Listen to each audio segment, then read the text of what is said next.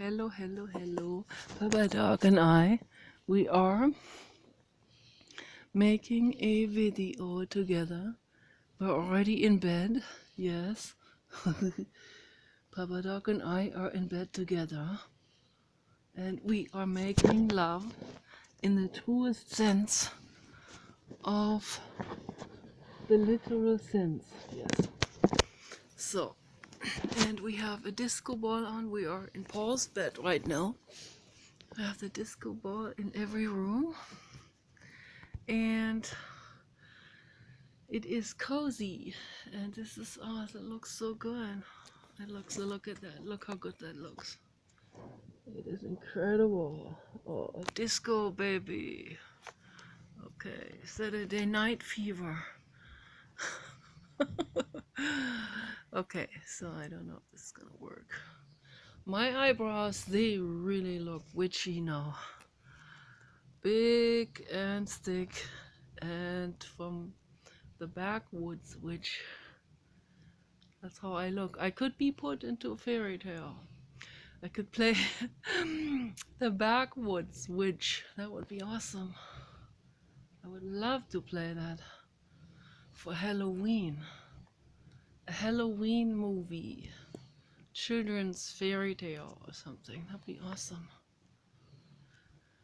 So anyway, it was a beautiful day today. We did what Papa Dog wanted. We went to the horsies. And not only did we see the horsies, Papa Dog, he got to chase after baby cows. I should have brought my camera with me. We missed out on something. It was so amazing. And Papa Dog was so excited. Yes, Papa Dog, that was so exciting. Oh my gosh, Papa Dog is walking on top of me. Oh my goodness. That is heavy. That is a heavy suitcase. Oh my goodness, I like the way that feels, like a leg massage. Yes, Papa Dog, it is nice. It's too dark in here, it's hard to see anything. So, yes, Papa Dog. Here, can you see Papa Dog? What he's doing here. What is the Papa Dog doing? He's walking back.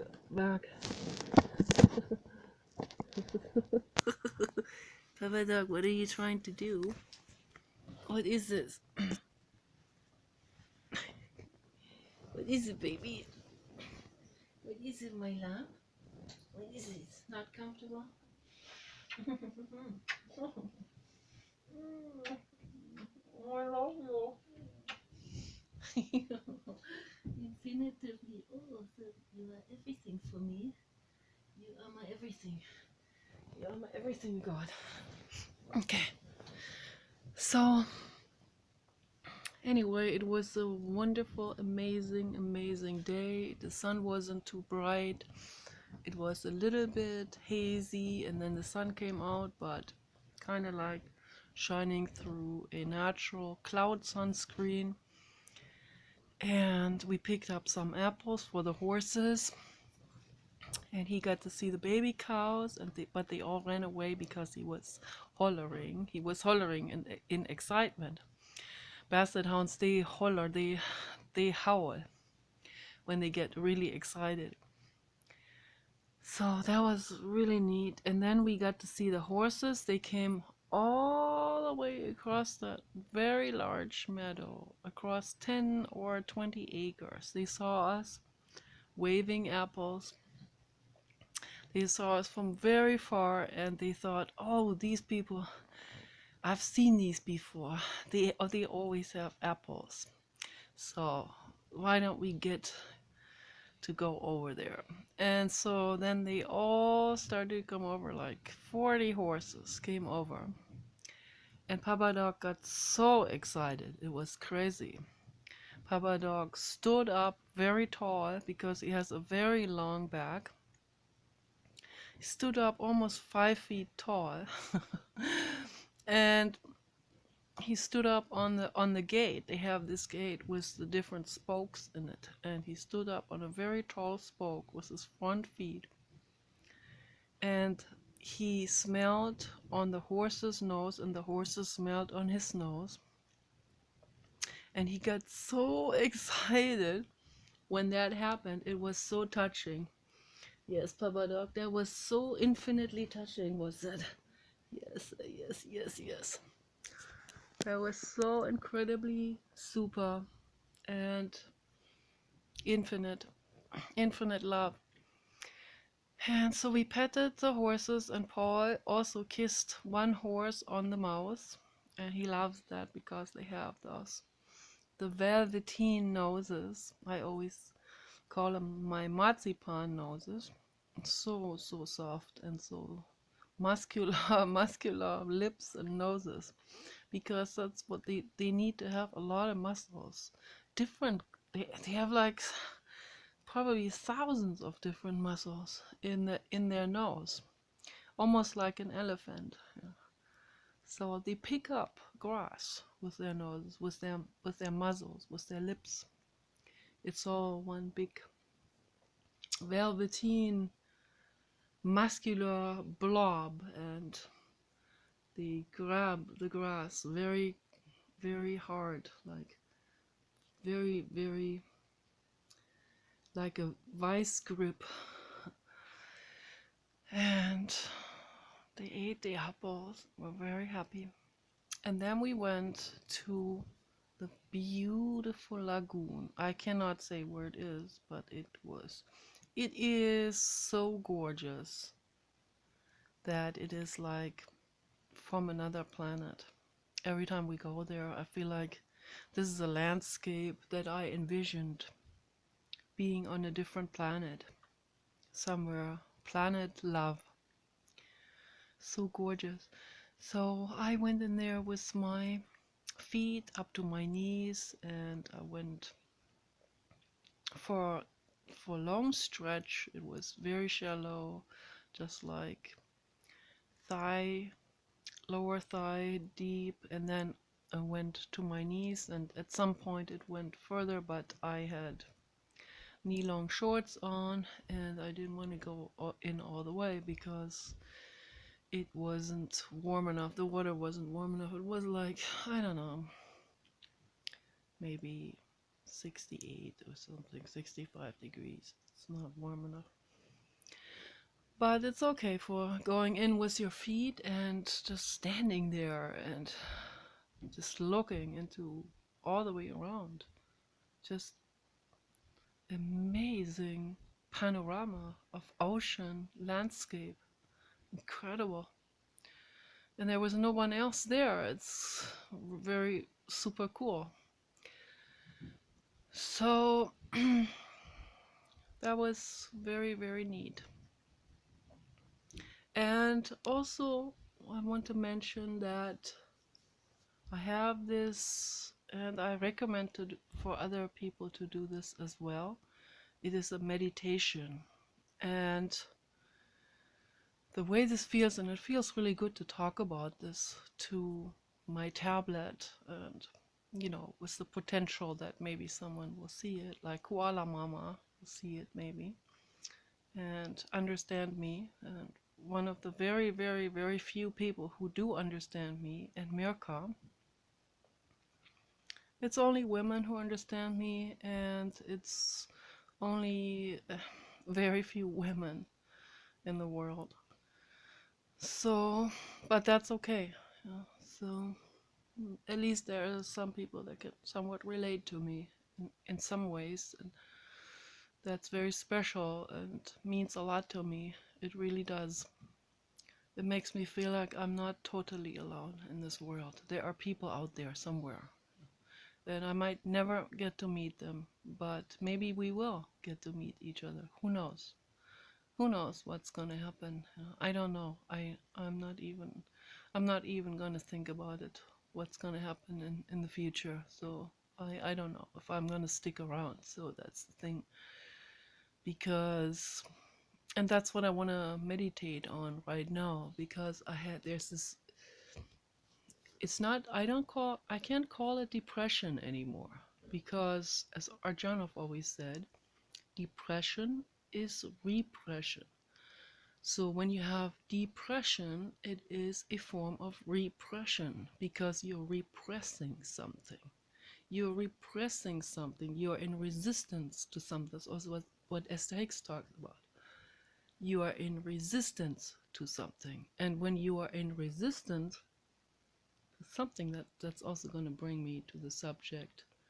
Professor Dr. Georg Cantor, as I talked about it yesterday already, and before that.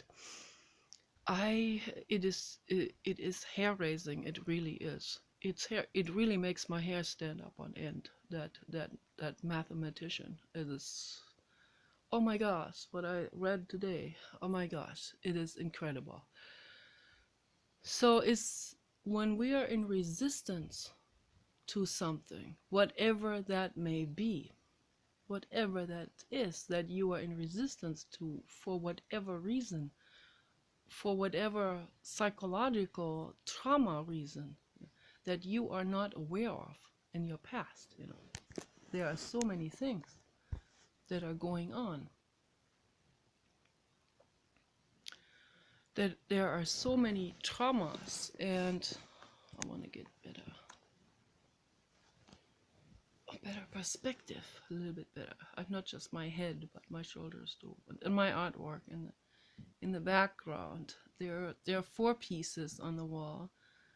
If you can see those, looks good. This is such an amazing LED light. I love it, totally love it. So when you're in resistance to whatever there is, that could be something that's very unconscious, and the more unconscious something is, the less we find out about it, the less we know what's actually going on. Someone can react to something in resistance, and they are not even aware of what it is, and they're not even aware that they are reacting in that moment. And I've seen that so many times with all kinds of people. Women have it in a very specific way, and men have it in a very specific way. For men, it is if someone else knows more than they do. They get into a very offstandish chip on the shoulder or mental state, and they don't even realize it. So they are in resistance, and they don't even realize what's going on. Happens to me also all the time. It's like, but I'm becoming aware of it, what it is. I'm becoming aware of my fears and phobias and resistances. It's very interesting. Oh, it's coming down the stairs. Okay, I'm making a video right now, so right here, making a video. Okay, so it looks really good with the disco light. It's really awesome. So, and I have another LED light here so that my face can actually be illuminated a little bit, so that it is a more personal communication, not just like someone who talks incognito, where they black out the entire silhouette, and so that they can't see the actual facial contours. And then they distort the voice on top of it. They make it very, very anonymous, and that happens very easily with videos. Unintentionally. So, but yeah, this time I have my LEDs and it works out okay. So it happens very easily that we are in resistance to something, and there are so many things that we can be in total unconsciousness about, and that will be triggered. And the more unconscious we are about something,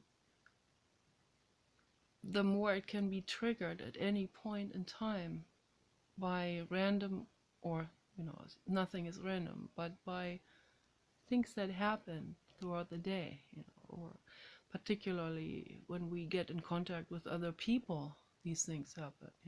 For women, has a lot to do with jealousy of another woman. Most women will not admit to it.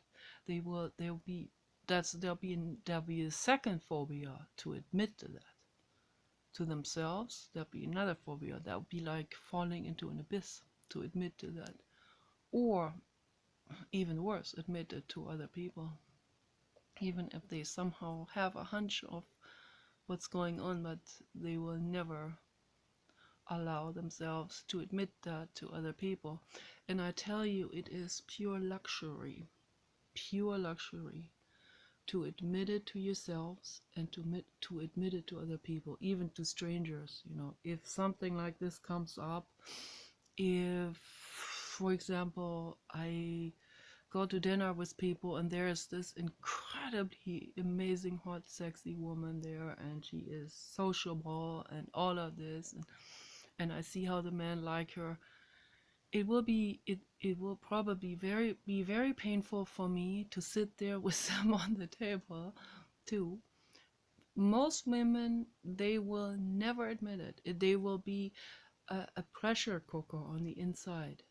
They will, like with my mother, they will do those so-called side shootings, as my dad always called it. And my dad made the mistake of praising that.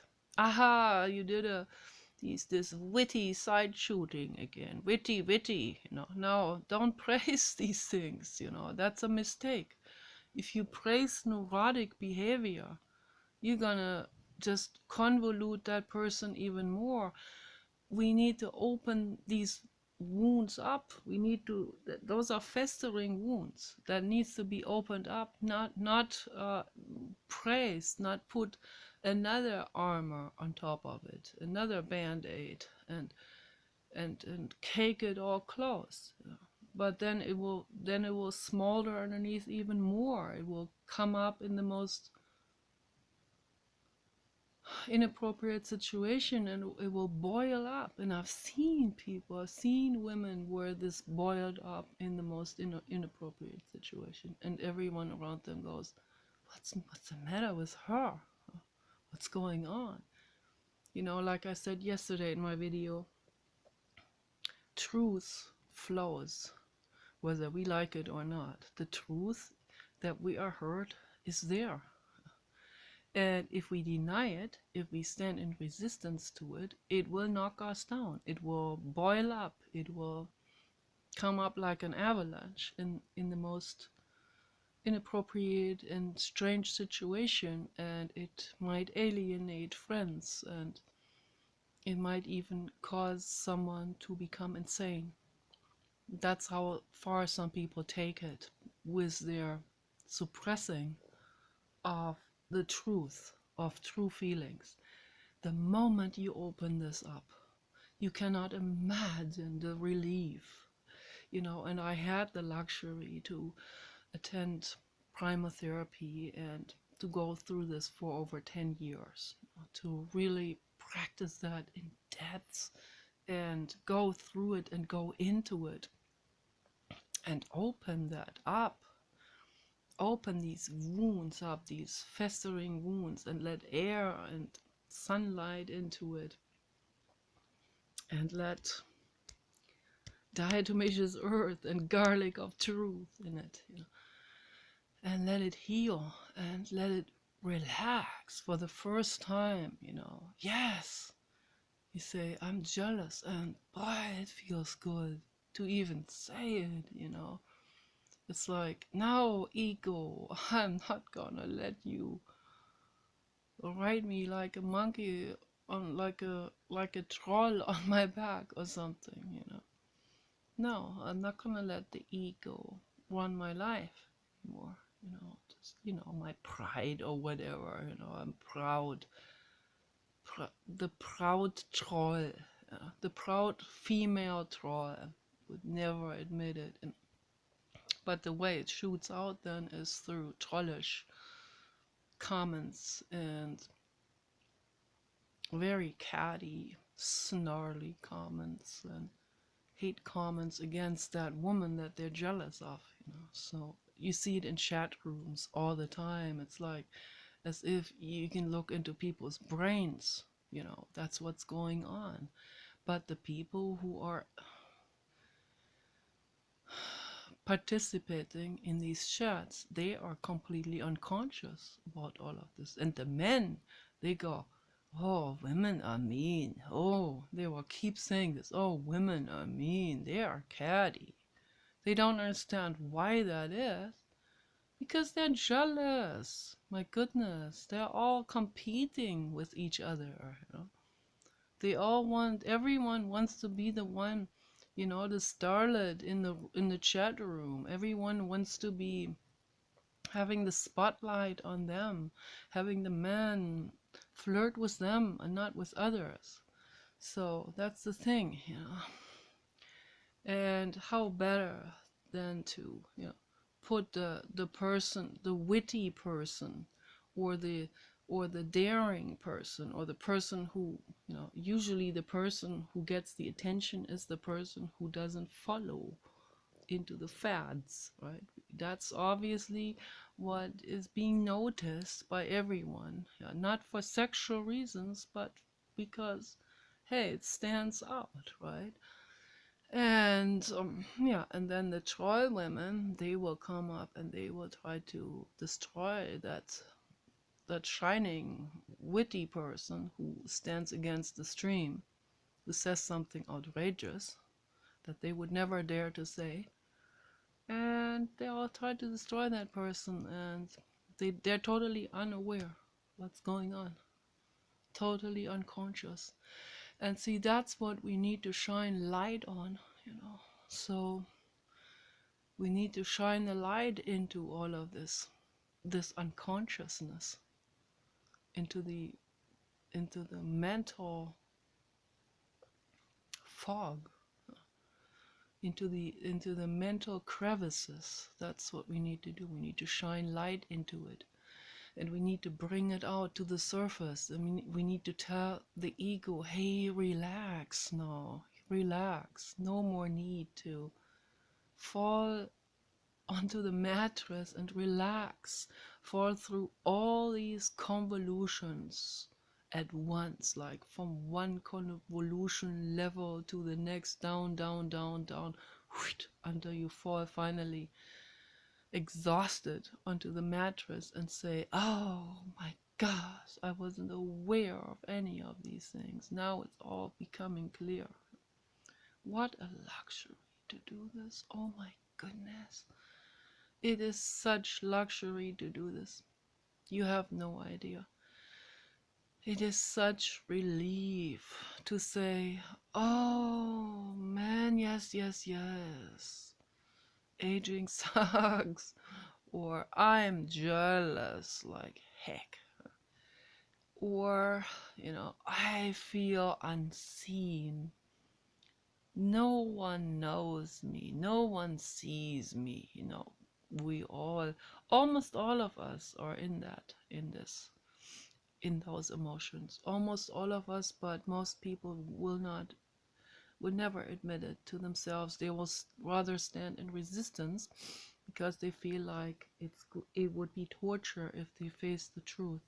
Like that guy that commented under my comment on the Jiddu Krishnamurti video, where he said, would you say to someone, hey, just get tortured? How would that guy feel? When I said, oh, the truth is not torture, it's the opposite. What's torture is to be standing in resistance to truth. That's torture, and that's depression. That is what depression actually is. And it is torture. It is mind torture. It is extreme. And I've been in it. And believe me, Eckhart Tolle, he wrote about this. He talked about this in the interviews. And he said what incredible mind torture he had been in before he finally let go of all that resistance. Basically, all the resistance at once came falling through all these layers. And then the whole world around him felt completely differently. There was no danger. There was nothing to be afraid of. anymore. There was no more resistance to anything. And suddenly everything had more color, more flavor, more beauty, because the brain could take all of that in suddenly. The brain wasn't occupied anymore with resistance, and that's what depression is. So I'm no longer in depression, but I still feel, of course, I feel the childhood pain. I feel these feelings of not being touched, not being liked, not being wanted. You know, it's a very old feeling, comes from infancy, not being wanted. That goes into adulthood. And this feeling of not being wanted, that a lot of us have that, and a lot of us act it out. And we'll act it out by, wanting to seduce and wanting to be sexy, and it becomes a convoluted mess with all the hormones, and but according to our hormonal output, if we have a lot of female hormones, as I have, a lot of people will probably say, you look like,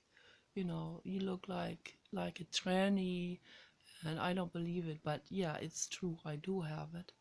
And so with that given situation, my childhood pain will dock itself onto that female hormone act out thing. Okay, it does.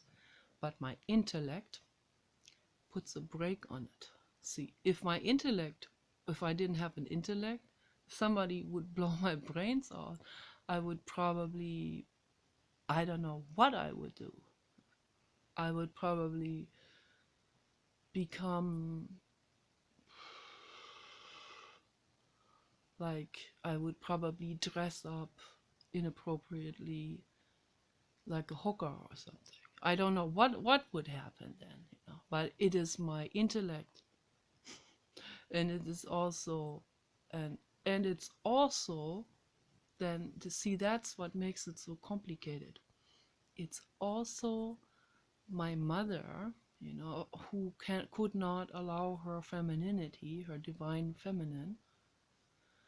She couldn't allow that out of fear, because she was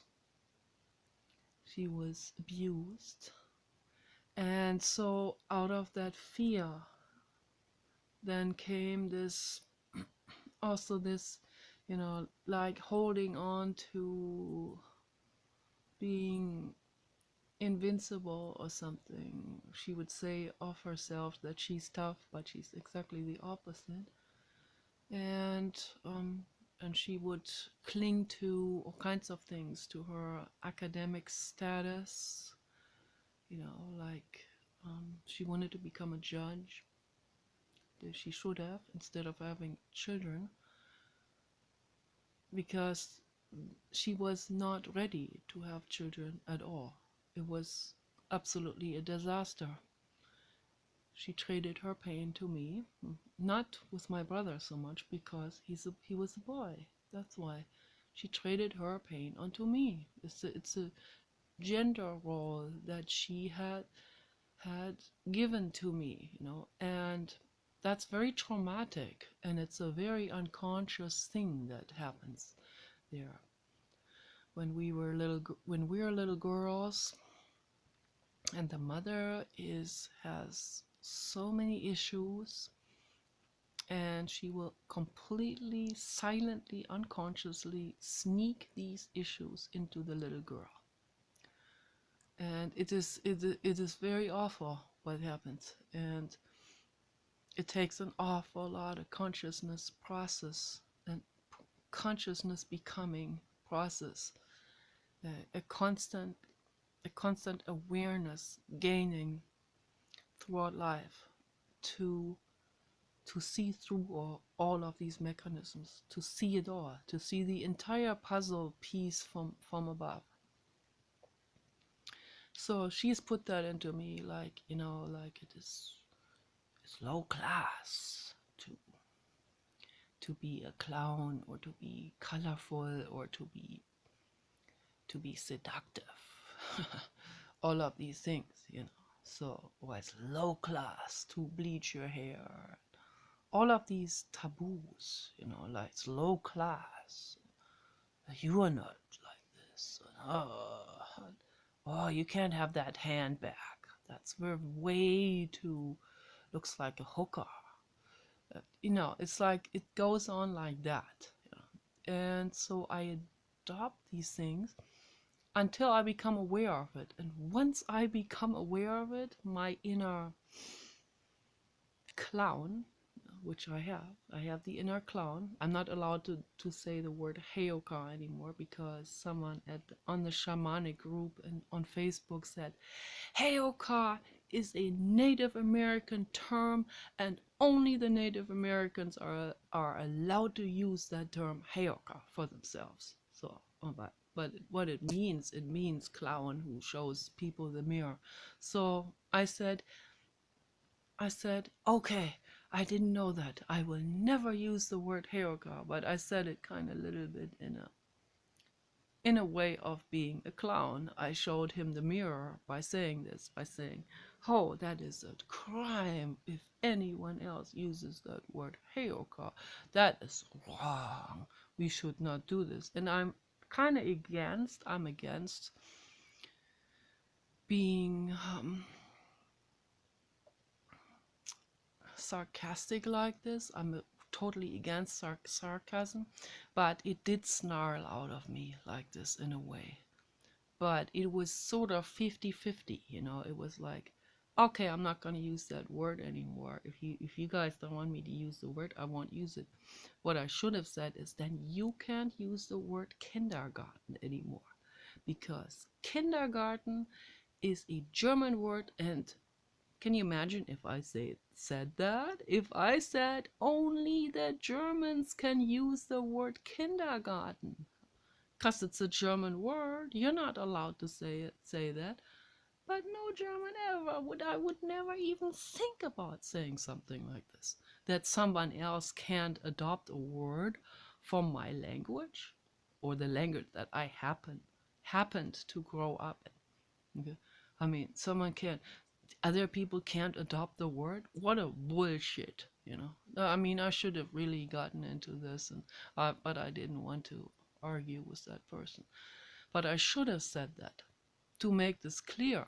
I was just a little bit on edge. You know, I was just a little bit irritated about this. No, I'm not supposed to be using the word Heyoka, because only Native Americans are allowed to use that. Okay, whatever, you can have your word. I use the word clown. So anyway, the clown in me comes up. And when someone, you know, when I feel like there is this social rule, you know, this handbag with this particular color, like a pale pink, kind of pouchy, and all of this with some zippers on it. All vegan materials, by the way, you know, I'm not allowed to get that. Then I become aware, I can't, she doesn't want me to get that bag. Then I will get the bag deliberately. Then I really go, I have to have that bag. I have to have it. It's a hooker kind of look, and I need to have that bag. Okay. And then I will get that back. And then they will all look like, And my brother in particular is very picky with these kind of things, because he doesn't even know how that feels like, you know, to be a woman and be suppressed with these kind of things. So he doesn't know. He just goes from his perspective, which is everything has to be flawless, you know, and everything has to be noble, and everything has to be sophisticated. But when my inner clown comes up, I will go against these kind of rules, unspoken rules. And so the more I learned about myself, the more the clown came up and said, hey, wait a minute, this is social neurosis. I'm not gonna flow with that. I'm not going with that anymore.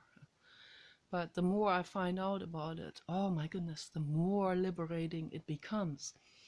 And the more I liberate myself, the more the it will draw up pain, but in a good way. It will draw up the previously obscured things, one after another. It kind of like a gum. It will it will stick itself to the other things and draw one thing up after another. Once you have solved this thing, it will automatically bring that thing with it to the surface. And then things become more and more and more clear about everything that has been going on. Why have they thought like this?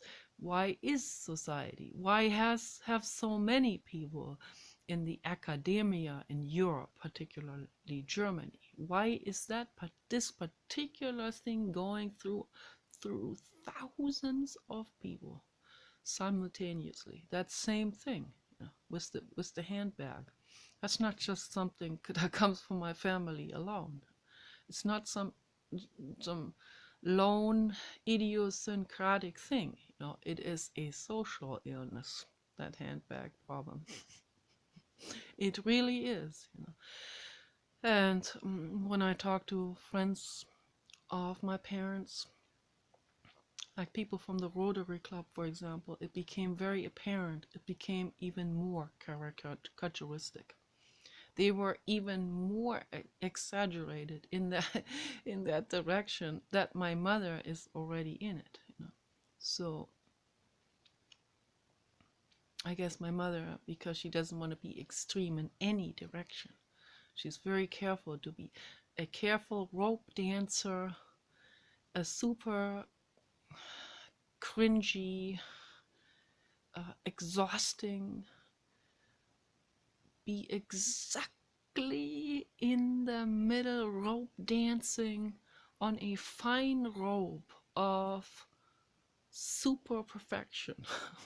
It's like, what an exhausting life. And exhausting to be always perfectionist, to be always like dressed where nobody can say anything and no one in the world will ever even, but because of that, she will be falling under the radar, pretty, perfect, wonderful, politically correct, and she will never even be seen by anyone at all, and will not even have a meaningful discussion with anyone, because she's so perfect that it's not even interesting for anyone to ever want to have a discussion with her. And I guess she doesn't even want a discussion also with anyone. And when she goes to festivities with my dad, who is more like me, I come after my dad, very bubbly, very, very, very much talking oriented. Then she will stand next to him in a kind of with a sour look and with a disapproving look of everything, and she just can't wait to go back home. And when they have come with 2 cars, then she'll leave. And one time she forgot the keys, and then she had to wait in front of the gate because he had the keys, and she didn't want to wake me up. I was already sleeping. She should have woken me up, but I guess she was angry, and the troll in her wanted to get mad at my dad. So she kind of wanted to show him what he did to her in a way. So these kind of things were going on, usually more subtle than that, but energetically it was there all the time. These kind of things, like, look what you did to me. And what it shows, what's there is the feeling of victimhood. victim, they feel victimized, these people. The trolls feel victimized. If every single troll feels victimized deep down, and they'll act it out in different ways, usually in ways of, where they don't even, they hate themselves, they don't even love themselves anymore. So then the only thing for entertainment they have is to make other people's lives miserable, and to particularly find fault with other people. See, got you. Here's your problem, here's your fault. That's an awfully miserable lifestyle. It's painful. To me, that's rock bottom. Like, to be a troll like my mother is rock bottom. That's the ultimate misery. That is a life that has no more meaning at all. That's completely void of meaning and love. And that's painful, and that's awful, and it's unacceptable. It's unacceptable in terms of for them to live a life like this, and it's unacceptable how they make other people's lives miserable as well. So it's unacceptable all the way around. It's not okay. And all of this is extremely interesting to me. But I can only work on myself. I'm not a troll, never was, and never will be. I'm too conscious about things for that, and I'm also just extremely aware that the meaning of life is loving oneself, and most of all, as I said yesterday, loving the other living beings. So that's the meaning of life. Nothing else is as important, and a troll is has unattuned herself or himself from that love and from that meaning, from that life's zest. It's just a painful misery that is constantly being acted out, and that's hell. That is pure hell. That's what hell is, to be a troll. The brain state of a troll, that's hell. That is hell and brimstone. That's what it is. Okay. And people create that here in their lifetimes, and it's usually those people that preach hell and brimstone to you that are the trolls. That are the ones that have their brain on fire in that way. Okay. That are the ones that are suffering in hell in that moment, while they're preaching their religion and preaching hell to other people. Those are the ones, the trolls. It's very, very awful for me to see how much in pain they are. It's incredibly awful, man. All I can say is I can't help these people. I can't. What can I do? I mean, the only thing I can do is bring this to the surface, talk about it, and say, let go of the resistance. And the first step to heal, the very first step to heal, is to not let it out on other people anymore. That's the very first step. Then the pain might come up. Let the pain come up. It's leave the other people alone. You're not victimized, and if you're jealous, then allow the jealousy. Don't act it out anymore. That's the very first step for you to do. If they would just listen to this step, just listen to this and see for themselves what relief will come out of that, if they can let go of the jealousy and of the nitpicking, of the acting out on other people. Just let go of it. Drop that altogether, and fall down onto yourselves and into yourselves, and see what in tremendous relief that is to do that. I was jealous. I'm not gonna. No. I'm not gonna act it out anymore. Let them go. You don't have to cater to them either. Just let them go and fall onto yourselves and see what's going on there. And have a conversation with your inner child. Ask her or him, what is it that hurt you? Who hurt you? Okay.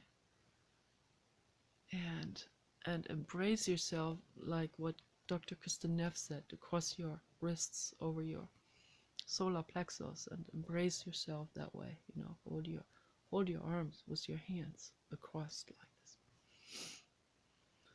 And say, I didn't know better. I acted out. I was in pain. I didn't know better. Now I know. I'm gonna drop all of that. All that entire act out. I'm gonna drop it all. I'm gonna completely relax into that childhood pain. And no matter how big it is. Because that's where I have to go. Into the childhood pain. And allow the pain in its full rawness. And for me it is. Today it was again very raw. It's this. We're going to the horses and we're going there and it's exhausting and I feel exhausted. And when I really introspect and find out what is it that makes me so exhausted, and the answer is lack of touch. I don't have anyone to touch me or massage me, give me endorphins, you know. I don't have anyone to give me any, you know, like physical love. My animal is not my caregiver. My animal is my caretaker. I am the caregiver. I'm giving the care. My animal is my child. Yes, it is a wonderful feeling and touch, and it is also reciprocal touch and all of it. But what I'm talking about is, like I said before in my other video, I need this touch from someone who has the same type of brain and hands, you know, to touch me, to be there, to be sort of like a mother, you know, or father or nanny. I don't expect that from an animal. I don't want an animal to give that. I am that for the animal, always. But I need this too, and I don't mean in a sexual way necessarily. Okay, if it's a sexual relationship, then I'm talking about that caregiving that comes also as a side effect of that sexual relationship. You know, usually when you're in a sexual relationship, hopefully it is a beneficial one, right? A good one where you get along with that person, where it's not just a lust type of encounter. So I'm talking about a relationship, whether it's a romantic or friendship. I'm talking about this other person who gives you this loving caress, who holds you tight, you know, and says, I'm not going to let go of you. I'm here for you. I'm your rock. I'm your caregiver. I'm here for you, you know, like a dad, or I don't know. I'm here for you because you're a child. You still have an inner child too, and I will be there for the other person as well. So of course, you know. So it's this. What I'm talking about is just someone to lean on, you know, someone who can cook something for you, and even if it's someone who doesn't cook or doesn't even have much time, if it's someone who has the cash to provide that lifestyle for you, to get a cook, to get a chef cook, get Wolfgang Pack to cook vegan food for you, whole vegan food, and change all of his pizzas into whole vegan. That'd be awesome. Or someone like that, and have the massage therapists, some real sweet Japanese girls, real academic, intelligent, gentle, loving, not jealous. Have those come every day and give you a massage. That's what I'm talking about. So this is what every living being needs. Every living being, including the Japanese massage girls. They need it too. Every one of us needs this touch, this caressing, there is this other caregiver in that moment, this caregiver person who does something good with you, with your body. That's why we love these ASMR videos. Okay. So very, very, very popular, because that's why they do this role play where they are the caregiver, they are the nurse or the doctor, and they do something with you, and it's very tingly. It feels very tingly and very soothing.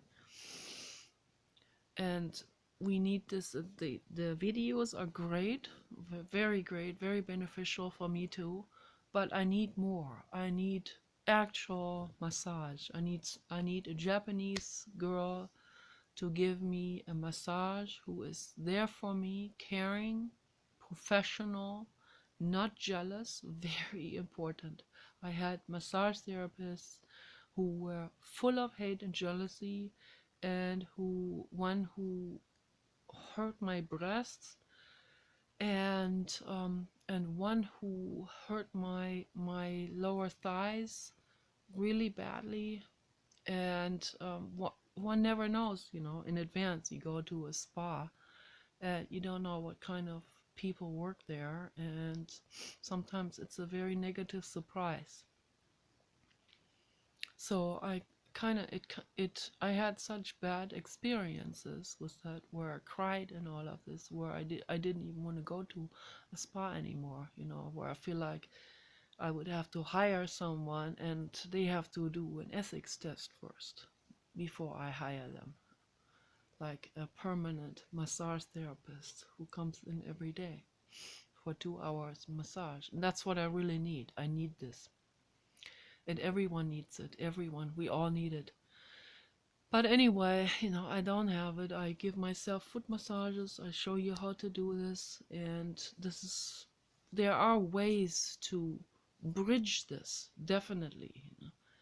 But it's better if we have touch. But what I'm trying to say is, the video is already getting very long, is we desperately need this touch. We need to love ourselves. It's extremely important, very, very, very important, that we become aware, more and more and more aware, and that we become aware of when we need something that we don't have. We become aware of this and allow ourselves this, to be in that moment, in that now moment of allowing this need and this pain of wishing for it and not having it, allowing this just to be there, just the way it is.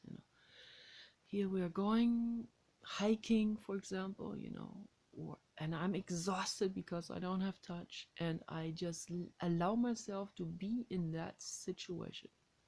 We go hiking and I don't have touch. I eat a Toblerone before we go to just get some shitty endorphin rush from that, because I don't have the touch, so I need the Toblerone. I mean, it's that kind of stuff, it's super painful. And But, it's better to eat a Toblerone than to take drugs. But, it's also not healthy. It's full of sugar and chocolate and I don't know what's all in it. It has a marijuana agent in it that acts like love, but it's just a lousy substitute, right? But it's like feverish craving for it because my brain linked up the taste of chocolate with this effect of the marijuana drug in it, and this momentary, yeah, it's good, it's all lovey-dovey. But usually my brain is not in that state. That's why my brain thinks of chocolate all the time, of massage, getting a massage, wanting a lover, and but at the same time I've become super critical, of people, and I also extremely paranoid. So I've become very careful with my life. No, no, I'm not going to do what I used to do in the past.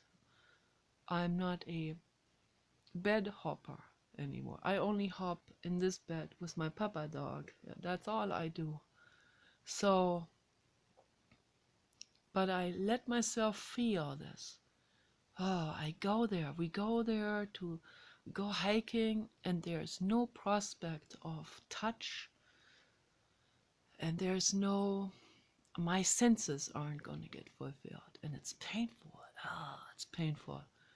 And I allow myself this, to feel this, to sit there and this fear and this OCD and all of this, all of this, the grinding routine and the exhaustion and not having that what I really need, not having these stimulating conversations and the touch and a creative co-creation with other people. What I really need, I don't have any of these things going on. I have to do all of this from scratch myself. I have to make the art myself. I have to make the videos myself. I have to create a conversation that doesn't even exist with this tablet, but it's all okay. And what I'm showing you with this is that we can actually pull these things out of what appears nowhere, but it's there. It is there. We just have to look. We have to calm our minds with meditation. We have to look and we have to say, okay, if I don't have this, then I'm going to take the alternative and I make something with that, and I make that happen, and then grow something with that potting soil of alternatives, grow something more solid out of that later on.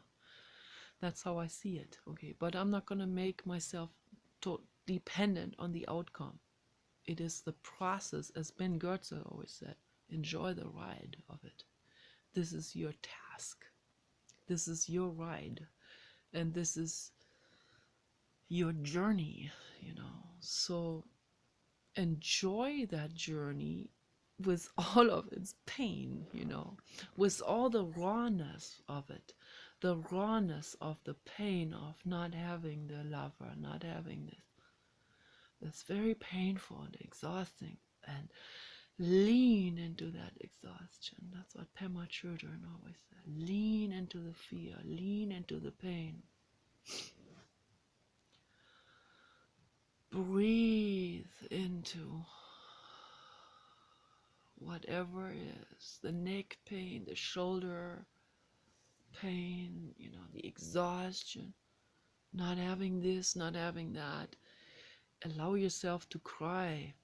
Yeah, very important. Once in a while, the tears will come up, and I will go, oh, I am in so much pain. And Paul was feeling sorry for yourself again, and then my ego will come up, and then I'll say, I have the right to feel sorry for myself, And then being reminded that I have nobody to lean on, you know, in that sense, you know, I don't have a buddy, a friend to lean on. I have a gnarly older guy who gnarls at me and says that I have nothing to complain about. And no, I mean I don't. I have a lot, and I'm infinitely grateful for that what I have. But I still have pain. I have childhood pain. That's not going to go anywhere, even if I ignore it or deny it. Maybe do what he does. He denies a lot of that stuff to himself, and I don't do that. I can't do this. Okay, I can't. It would be resistance, and when I do resistance, I get into depression because I resistance is repression, and repression is depression, and then you're in a pressure cooker again. So no, it is a free flow. That's why I don't have depression anymore. It is a free flow of whatever is there. It is often very painful, but I allow it, and I allow the tears, and that's the path we have to go. Okay, there's no other path. Okay, you guys take care. Bye bye.